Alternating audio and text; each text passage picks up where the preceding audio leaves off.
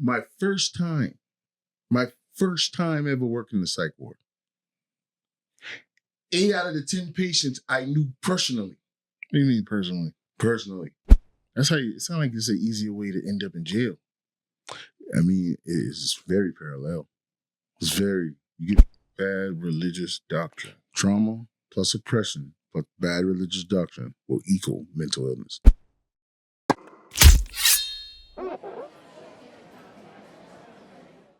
Welcome to the Sunday Dinner Podcast, and I'm your host, Trevor, and I'm with my brother, Dr. Mitch. How y'all doing? What's up, John? How you doing this Sunday, man? Good, man. Can't complain, man. I wanted to ask you about something. I was thinking about it in the car. Sure, was you and Ryan working psych wards. I always wanted to get your perspective on like the state of mental illness in the country. Like, I don't see it as much in dentistry because we got a lot of safeguards, but as far as like your perspective being that you work in psych wards and stuff like that, what do you say the state of mental illness is like in this country from your perspective? Just based off of what you've seen, you don't got to give like the whole. Oh yeah. We in a bad state. How so? What was once a struggle norm for a human is like a normal struggle. Yeah. Is now breaking humans to a point where at an alarming rate. Breaking them. What I mean by breaking them is what I mean by like a norm, like losing a job, failing a test, divorce. These things are traumatic, but these things happen. And failed relationships. Going to college for the first semester, and it was overwhelming. Going to basic training for the first couple of weeks and you just couldn't take it. So now you're in a psych ward. How does somebody end up in the psych ward from there? Like how does someone have a bad semester and end up in a psych ward? Numerous reasons, numerous ways. They can make comments that's questionable, like I want to harm myself. They can send a text message to a friend. They can do things that we feel like what we call imminent danger. And once you do that, someone will either report it or they'll report that, hey, I'm having these thoughts of suicidal ideations and I'm very depressed lately and I think I need to get some help. And they come to the psych ward? So they come to an ER. I done all of it. So you go to an ER. And once you go to the ER, you let them know they put you in a certain place called an empath unit, psychiatric unit.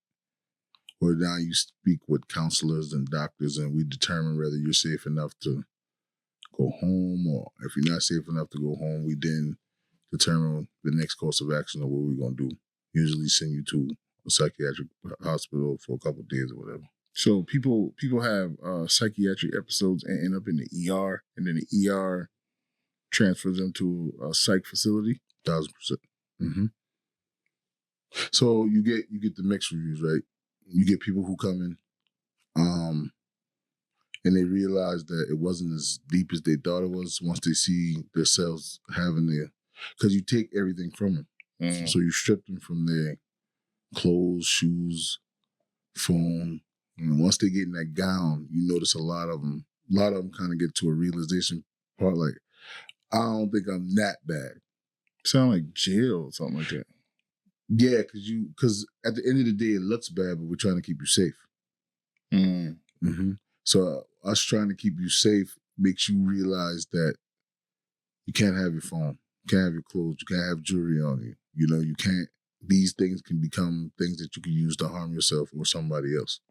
So when they go into these places, are they in there with all of the psych patients, or is it like categories? So in an ER, you in there with everybody. You in this room. This lady could be going through depression. This lady could have had a temper suicide. This lady hadn't taken meds a while. She's schizophrenic and she's talking to the wall.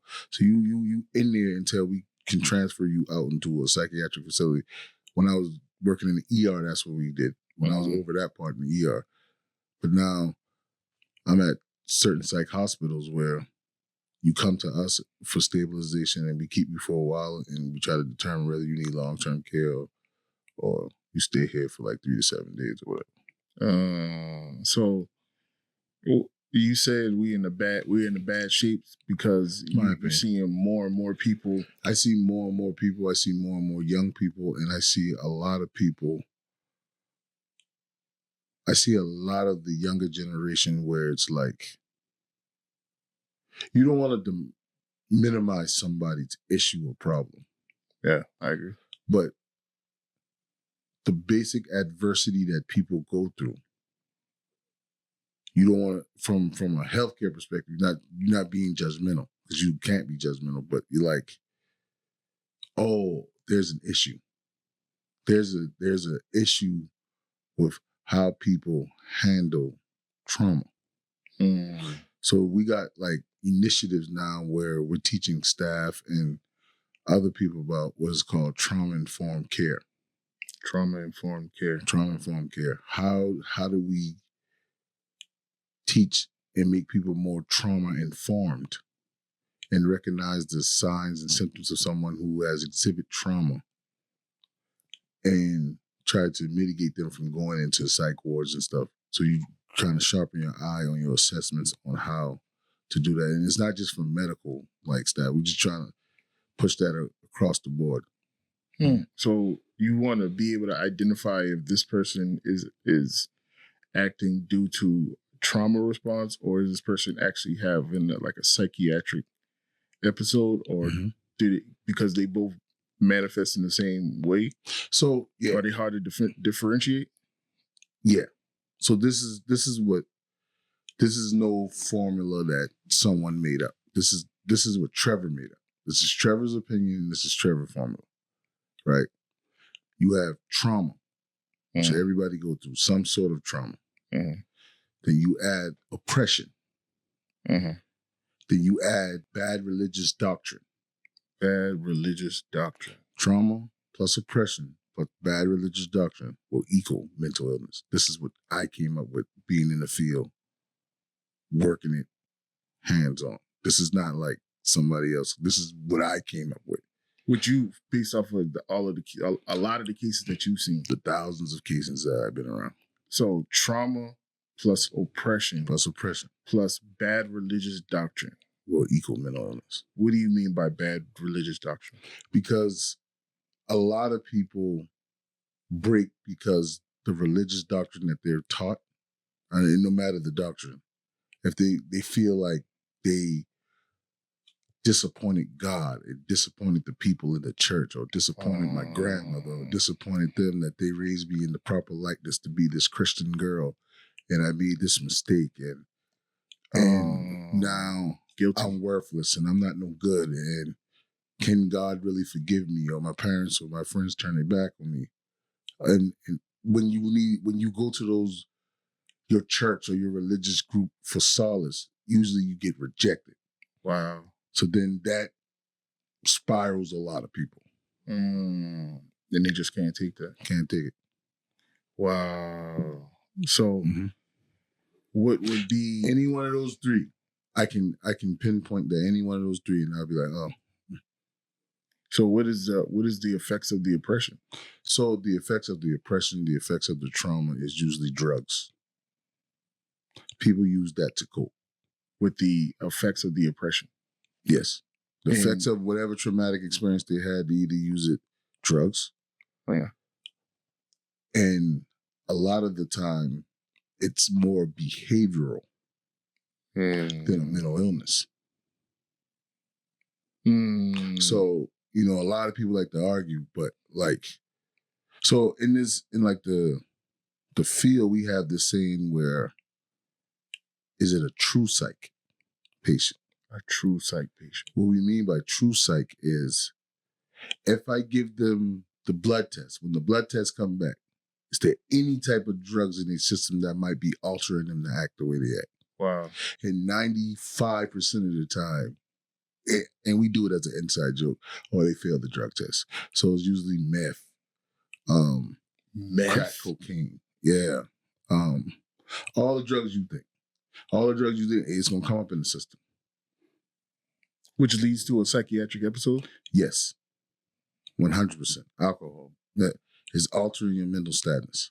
So once your mental status is altered, you start seeing certain symptoms manifest. So you start seeing, I hadn't slept in 4 days, but I've been doing cocaine. I ain't been sleeping in 4 days, and now I'm hallucinating. I'm hearing voices. I'm seeing this. I'm seeing that. So when we stabilize you, then we could do a proper assessment. To be like, you just ain't slept for 4 days. You've been on cocaine. You slept 4 days. You were doing cocaine. 4 days. So now me, especially when I was on the floor, I feed you, make you shower, give you some meds, you sleep. When they wake up, sometimes they sleep for 15, 16 hours. When they wake up, they're more coherent to now you have a conversation. Mm-hmm. Now you're having a conversation. So if he wakes up, you have a conversation. What do those conversations usually look like that you've had? Usually they're honest. Like 90% of the time. Usually it's like, man, big man, I've been going through some shit, man. I've been doing some drugs, man. How I end up here? Like, what happened? How I been acting? They don't even remember. So that's not what y'all would call a true psych patient. Nah, a true psych patient is, I got your blood work, I got your urine, nothing came back, everything came back clean, but you're literally in this manic state. You're literally in this psychosis thing. So you're trying to like, you really study that. You really try to. So then as you dig deeper, if you can, you're going to hit trauma. Wow. You're going to hit some type of religious thing. Wow. As you dig deeper. And that's what the true psych, you still hit the same formula. You're going to hit it. Boom. I see what you're saying. So, all right. So with the oppression, somebody is usually in a state where they feel helpless, or they feel like they don't have enough like power or whatever. They don't have enough autonomy, so they resort to drugs and stuff. African Americans are oppressed people. Yes. In this country. Yeah. So yeah. Which breeds stress. It breeds stress because you don't have the autonomy to do what you want to do as a human being. Yes. Coupled that with some type of traumatic experience that happened in your life. Which all of us have. So we all skating on the thin line. Could be anyone else. Anyone else. We all skating on the thin line. But to me, it's a lot of how you raise your children. Like how you someone would now look at how daddy talked to us and raised us and would be like, too harsh.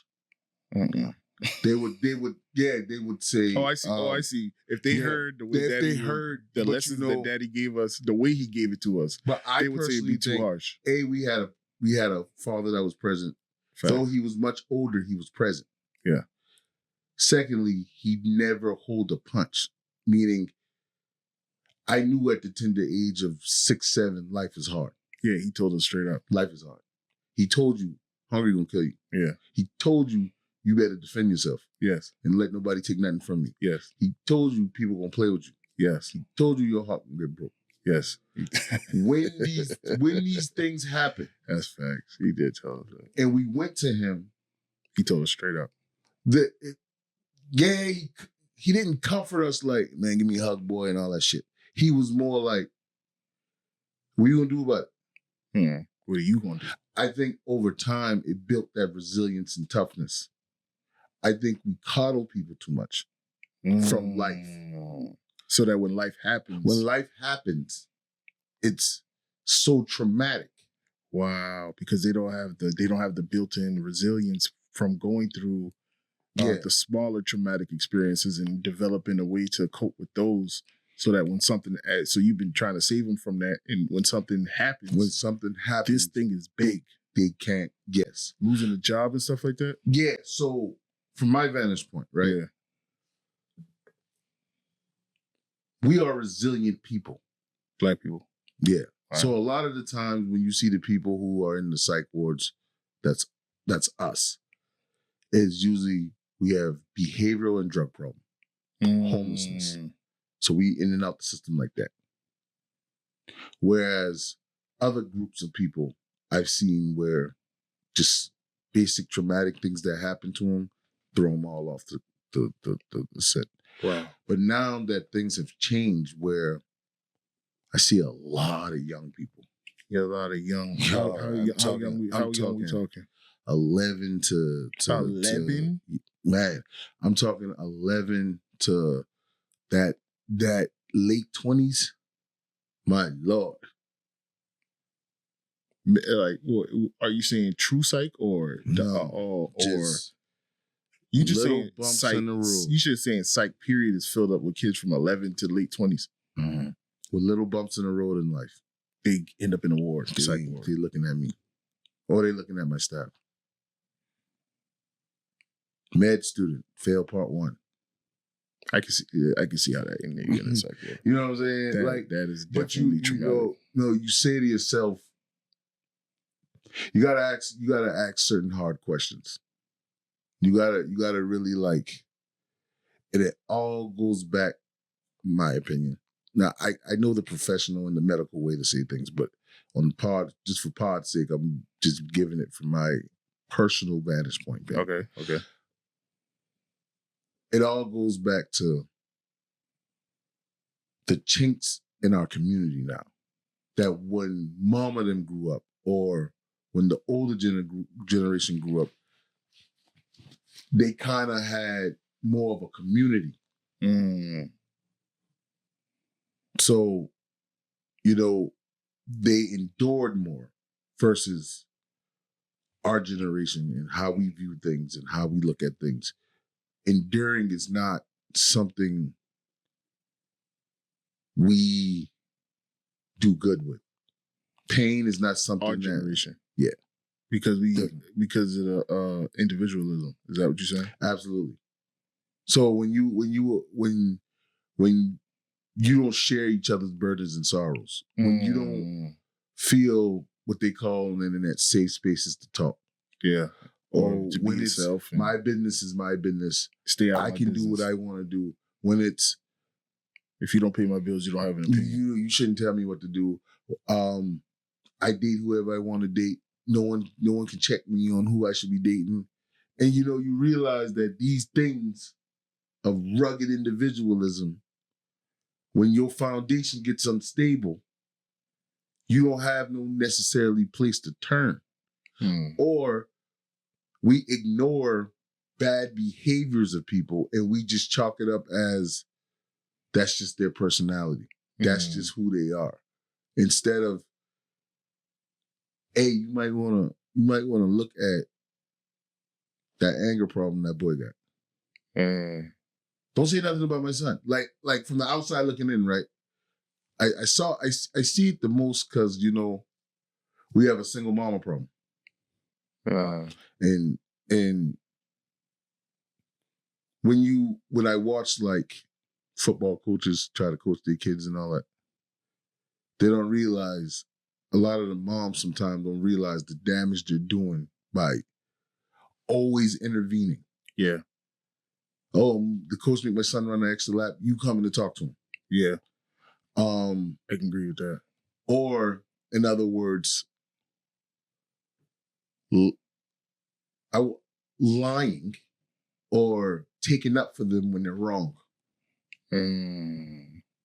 These are all little compound things to when now you in my facility. Because you got rules and regulations you're going to do while you here. And they really ain't had that. You can't call your mama. Because you know what? She can't bail you out of this. You're committed for the next 3 days. That's how it sounds like it's an easier way to end up in jail. I mean, it's very parallel. You get prisoners and stuff all the time, but I think the jail is full of people with a lot of mental problems that just need a lot of therapy and stuff like that. And they ran into the wrong person. Yeah. They ran into the police instead of ran into the ER. 100%. 100%. You have it's like that. You literally legitimately having a psychotic breakdown in the middle of Walmart. A police is not trauma-informed care. They should be cultural sensitive, but they're not, and they arrest you, send you to jail. You going straight to jail. But if you try to, if you don't have the skill set or the verbal de-escalation skills to kind of try to assess or see what's wrong with the patient, he gives you some resistance. You beat the shit out of him and you lock him up and then you send him to jail. Or in the midst of you locking him up, he's screaming, I'm gonna kill myself, I'm gonna kill myself. And then you dump him to the ER. But, after he leaves the ER, he got these charges pending, he's going straight back to jail after we stabilize him. The jail full of those. Full of them. Jesus. Full of them.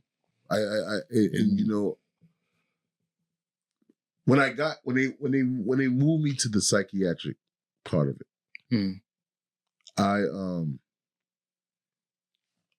was 100%. I'm gonna be honest. I was so good at patient care with that. It became a responsibility I didn't want to bear. Why was it a responsibility you didn't want to bear? So to the story, I'm working long-term care, regular nursing. Yo, Trev, man, big fella. People be coming in these stuff, wilding out. No nurses want to work over there. I put you over the psych ward. You got just thrusted into there. Another thing I got thrusted into. Right? So I'm like, all right, whatever. You know what I mean? I ain't complaining. I get it. But when my first time ever working in the psych ward, 8 out of the 10 patients I knew personally. What do you mean personally? Personally. Like, when you see police bringing them in there, 8 police got them off, uncuff them, take the mask off them. They because they prepping you for, we got this patient coming in, he wild, you have to give him some meds, you have to put him down, he beat you up, he hyper dangerous, psychopathic man. He walks through the thing and it's, don't want to say names for hip or whatever, but it's your homeboy you play football with. Oh, yeah. And the minute he see you, yo, Trev, what's up, my dog? Hey, what going on, brother? Man, I've been going through it. Whatever, man. The boy trying to kill me, man. This, that, and there. And you can tell everybody, fall back. He calm. He listening to me, give him what he need. How your sister doing, man? How this doing? How this going?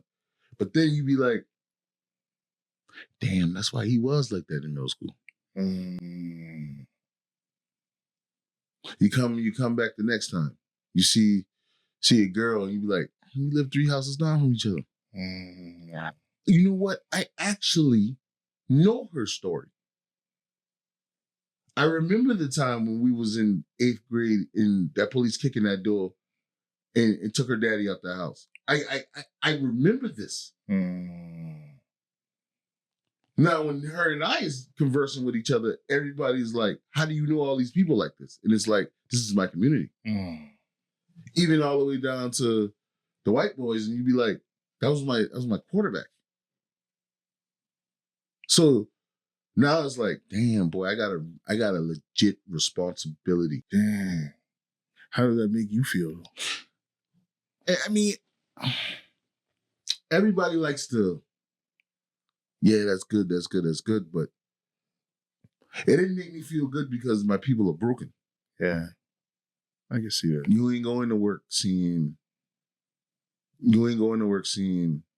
your teacher that taught you had a bad moment. You ain't going to work seeing the bus driver son that y'all boy used to run with that you ain't seen because you got to college and you ain't seen him in a long time. Now he in you. It makes me a good patient's advocate.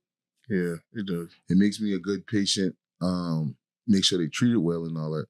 Now it got to a point where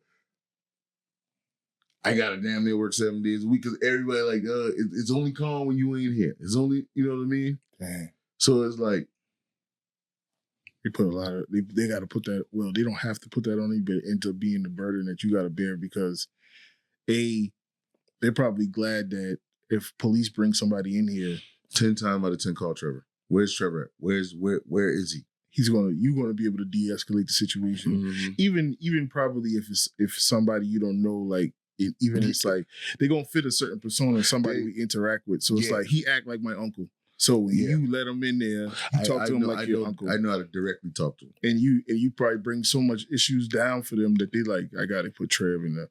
That's just like what I was telling you about in the other thing. There's no way you're not gonna get elevated doing that. I mean, white, black, Mexican. Don't I'm matter. from Charleston, South Carolina. I'm in this community. Yeah. Rather you a country, city nigga, don't matter. Well, Trevor's here. Right. So therefore, and this just came out of nowhere. So I worked psych ward. And from then it just so even if we get to a point where it's physical. Yeah, of course. Yeah, you ain't really worried about the physical. Punch me up, whatever, bust my nose. I know they're not in their right mind. Yeah. You don't take it personal. Or I know, like, boy, since high school you had that. I can literally tell him or her, like, boy, since high school you had that temper, boy. Like you since high school, bro. That's crazy, boy. But now I can be like, hey, it's time for you to change. Cause I ain't gonna lie to you. I'm gonna be very honest with you. Why are you not taking your meds? You going even with all that, you gonna still I ain't playing. Because you're still gonna give love though. Love, yeah, but we pass words. Yo, I know your granny's sick. But you in here. Your granny don't need you in here. Granny needs you out there. So what's going on? We need to talk about it. Hey, quit shooing off that counselor like that. Quit disrespecting that counselor. There's something here that's landing you here. Because you know what? The other facility I work at, your baby mama worked there with your 3 children. This is why I agree with you about you have to work in your community. Have to.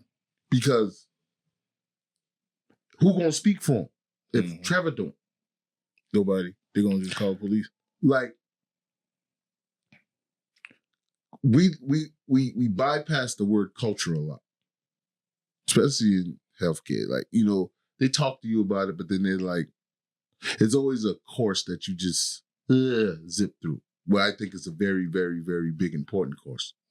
For an example, if she's from Texas and she likes Charleston, she's working in Charleston, but she likes to be here because of the beach and she just working her job, she don't understand that a boy or a man from Wamala talks loud. He's not shouting at you. That's just how they talk.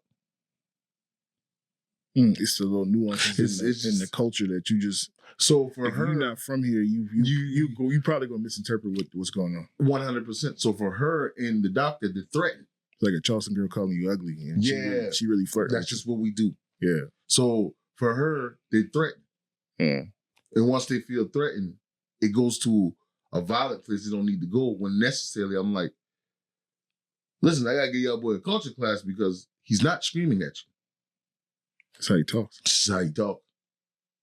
But now we in an era where you can't be aggressive, or if you talk with passion, people are like, you're shouting at me and all that crap. Yeah. But imagine a whole culture that's what we do. Yeah.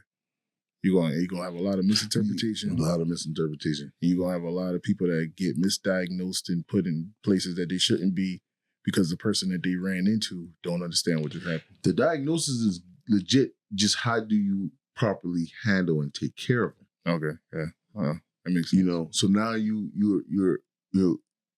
understand that ring, that ring on her finger is her brother's. Because I can remember when her brother gave it to her. Now, we take the ring off of her, and we in this power struggle, somebody gets hurt. Or instead, hey, I need the ring from you. We make sure we take care of it, we get it back. But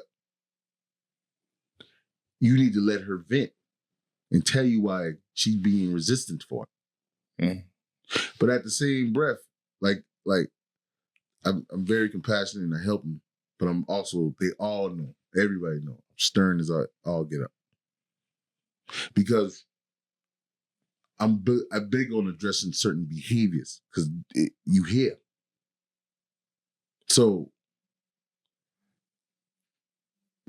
is it psycho or is it behavioral? I do, and I really get to the point where I'm trying to assess which one is it, or it could be both. Mm. So with behaviors, you can change that. Mm. Either you're gonna change it willingly, or life is gonna make you keep getting locked up, keep coming in these situations, change it. But that's when it comes to like children, or when you're raising kids. You know, I don't have no kids yet, but everybody, I'm very big on, I keep my opinions to myself because it's such a delicate topic, but certain behaviors you need to try to get out of your children because it could lead them to extreme measures or it could lead them to bad situations. Like what?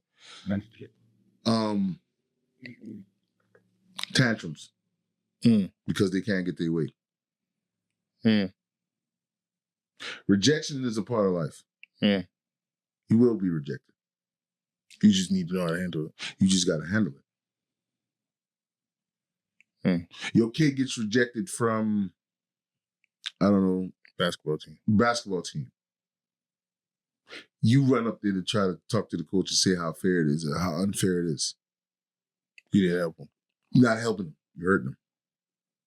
You do. Where you need to, because life is hard but fair, as we learn. Sad but true.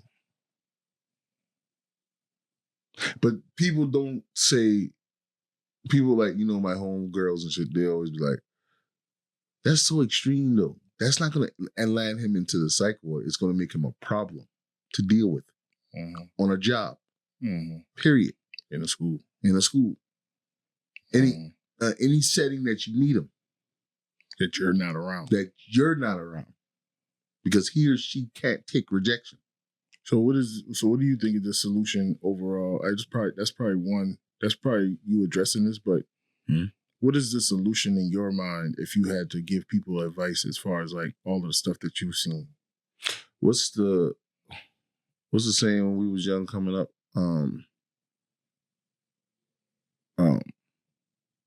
What's the tribal saying? I don't know why it's leaving me right now. Village? Yeah, it takes a village to raise a child.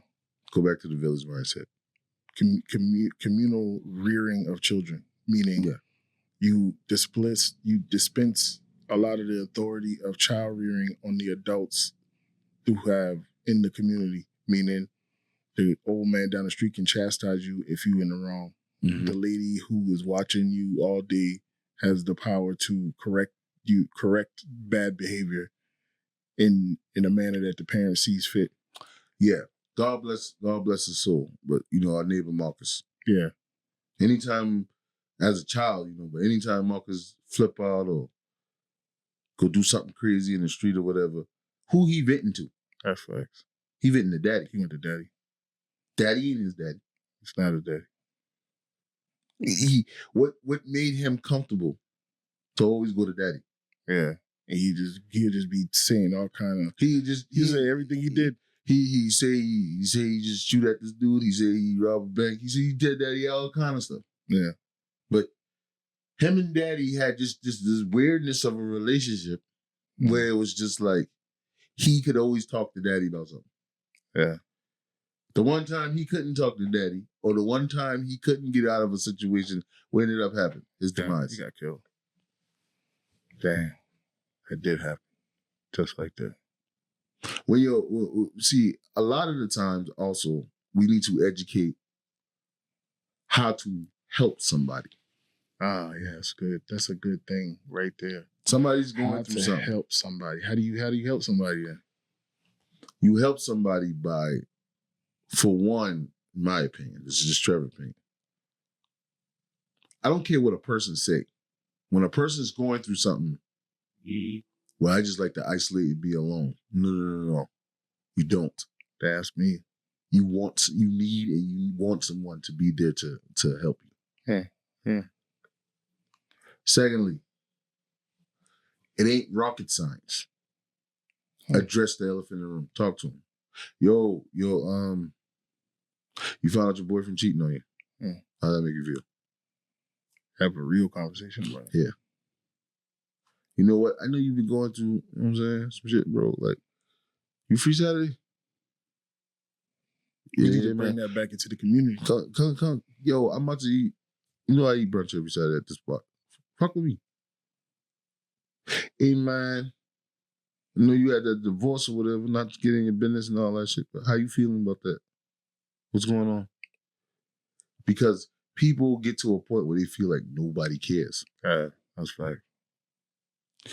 And a lot of the times when people go through things, we just sitting there like it's a spectator sport. Just watching. Been there. Me, if it's a family member, something around, and they going through something, I'm going to address it. Yeah. I'm not gonna. If they reject it, they reject it. But they know that, hey man, I'm trying to be a listening ear for you. I ain't here to tell you how. I'm not here to give you no advice. I just need you to know you can vent to me. I'm just here to listen. Dang, that's what's up. We got to bring that back into the community. But that's going to be I don't say it's a slow build, but it's going to take a little bit of time to reintroduce that because. Take it off the internet. Make it personal. Stop venting on your damn status. People are doing that because I personally feel they don't have nobody that they can go to and personally talk to. So they try to find solace in strangers. I like. Because, social media has made mental illness and stuff even worse. Yeah. It's giving you the ability to diagnose and not diagnose, but like put rhetoric around the mental illness, but not address it. Yeah. So also comparison is a thief of joy. Facts. And tons of people compare themselves to other people. Yeah. So if you a single woman, a single man, and you want a relationship, but you're seeing people in relationships. Yeah. What the hell you think that's gonna do for you? Yeah. Is that really helping you? No. So, in other words, social media ain't real. It's a highlight reel of somebody. It's somebody highlights of what they want you to see about them. Yeah, and I think there's that notion has gotten so bad that it's like, Yeah, because like a lot of people like to be. I know. Yeah, I know it ain't real. I know it ain't real. But it's still affecting them too. Yeah, because you still holding that standard without it even being around. So why would that be your standard? Why would it be the standard? I feel you on that, and I think that's contributing a lot to it. And that's why I asked the question, because I watch a lot of rants on TikTok. Like I'll watch a person rant, and I'll just be like, "Yeah, this should have stayed in the draft, so this should have been something to tell your homeboy." Yeah. Like it's like the other day they had a girl on there ranting about talking to a dude online, and she flew herself out and all this stuff, and I was just like, why would you come on the internet? Why would you turn your front facing camera on and hit record and put that out into the world? Say that. Yeah, do you not know that you look crazy right now? Because I think the fact that you don't think you look crazy kind of is what kind of bothers me. That you don't think that this is something that should not be shared publicly. Should be something that should be in the group chat. But what's driving the car is emotion. That's facts. Something bad happens to you. Something traumatic happens to you. Or well, most cases is you kind of feel like you sinking in quicksand and you can't dig yourself out. You keep getting rejections. Just your life ain't going the way it's supposed to go. You don't know why. You just starting to get in these funks. The thing that people need to do first is stop. Just stop. Stop. Don't do nothing. Who knows? We all know this person. He kind of losing his job. Not got his mojo back no more. He ain't really got no money right now. Kind of stressed out. he ain't the person or she ain't the person they used to be. Start doing this.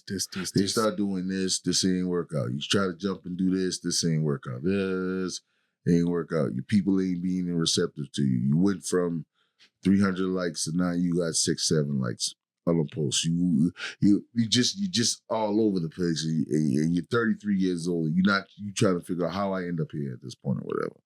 Like when I get to that person, because we all know people. My first thing to the people when they vent to me about their life, I was like, you just need to stop. Now, after we stop, we need an honest assessment. You need to give yourself an honest assessment. Why did she leave you? Why didn't that work out? Why did you get fired? You don't have to tell me. I ain't God. I ain't no judge. You need to be real with yourself, though. That's the one thing people need to be real with. You cannot lie to yourself. Stop lying to yourself. You have to be brutally honest with yourself. Have to. It's the only way to improve. That's the only way you can get out this funk. Yeah.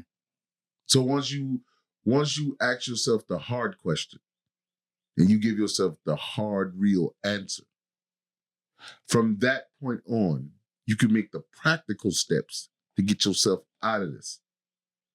For instance, which I see a lot, men that's not stable. Mm-hmm. And you got to ask yourself, you ask them a question like, all right, you went to school for, I don't know, whatever, journalism. Or whatever. You went to school and you said you got your degree in marketing. You never could get yourself together. You can't find a job. They just do layoffs. Whatever the case may be. Your honest assessment is, what do I need to do to make myself stable?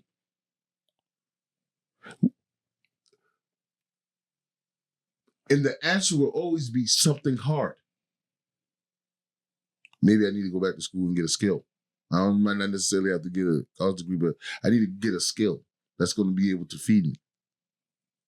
From me getting this skill that was going to be able to feed me, it might force me to have to work, go back to school, get a 2-year skill, 2-year trade, whatever you decide to do. From that point on, listen, man, I got to work 2-3 jobs. I gotta work the night shift. I got to do this. But we live in a world where everybody is looking for fun. Mm-hmm. Fun 1,000% of the time. Mm-hmm. Everybody talks about the grind. Mm-hmm. But they want the grind to be pretty. Grind ugly.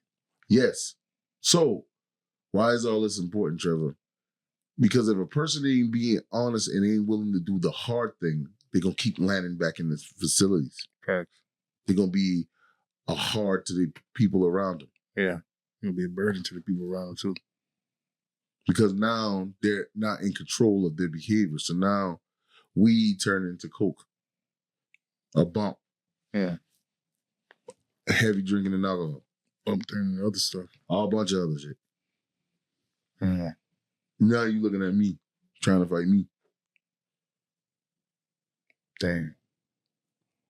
Damn, man, you kind of put me on point about a lot of stuff today. This is what I'm saying is the raw truth.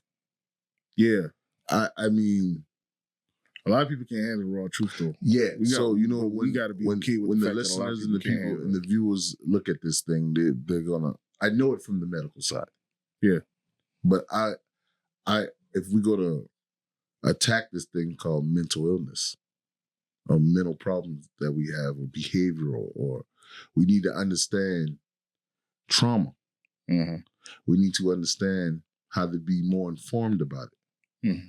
We need to make sure when traumatic experiences happen, we talk through them. Mm-hmm. We also need to understand that therapy is a good skill. Mm-hmm. But your therapist is not going to give you an answer. Mm-hmm. You can't, you have to do the work. You have to do the work. You have to work with them so that they can help you develop. They just gonna give you the tools and the skills that you can use. And then you got to go into the world and you got to exercise and you got to execute them. You got to tell yourself, I don't want to be depressed anymore.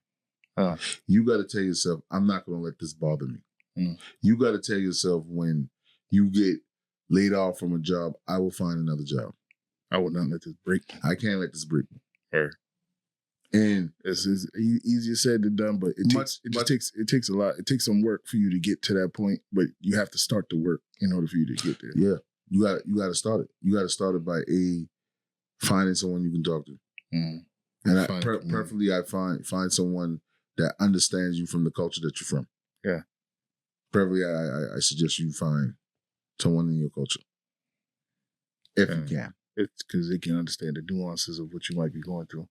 Some things, at the end of the day, Mama had a lot of sons. All her sons grew up to be men.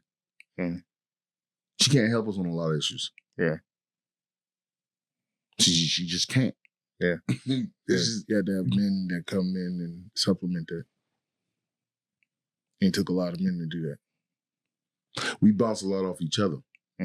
So, like, you got a 4-year gap over me. So therefore, when I'm going through something or I'm telling you something, you probably have possibly been down that road. Or I can just go to the oldest. Yeah. And he can tell me. Definitely been down all that. Oh, I have my experiences. Yo, man, you started your scrub business or whatever. Yeah, it's kind of slow. I wish it was a little faster. And I don't start playing businesses there. Take your time. Just things like that. So I just I think that was very informative, man. You put me on a lot of stuff that I really ain't. Not that I didn't think about it. I didn't know that. I didn't know that's how it went down. So I think that was very informative, man. I really appreciate that. That's something for me to think about, I guess, and I know it's something for the listeners to think about. But I think that was good, man. It looked like food ready though. Yeah, man, definitely ready, man. And if anybody got mental illness or any problems, man, go get help. Go get help. But if anybody wanna talk to me or want more information or want me to delve deeper, just hit me up. I'm always open to talk about it. Right. But again, man, thank you for Sunday dinner. It's a Sunday Appreciate y'all for coming and looking, listening to something to eat. About to get something to eat, man. What's on the menu today? We got okra, pork chop, macaroni, right? Of course, rice. But we got all that. I ain't gonna do okra today. Right, okra, my favorite. Okra and tomatoes is nothing better than okra and tomatoes. That's so gas. It's one of the top dishes. One of my top cup of teas, but I get it. Boy, I'll find something in there. Bro, bugged out. But yeah. Appreciate y'all, man. Sunday Dinner Podcast. Thank you for listening. Y'all have a good week.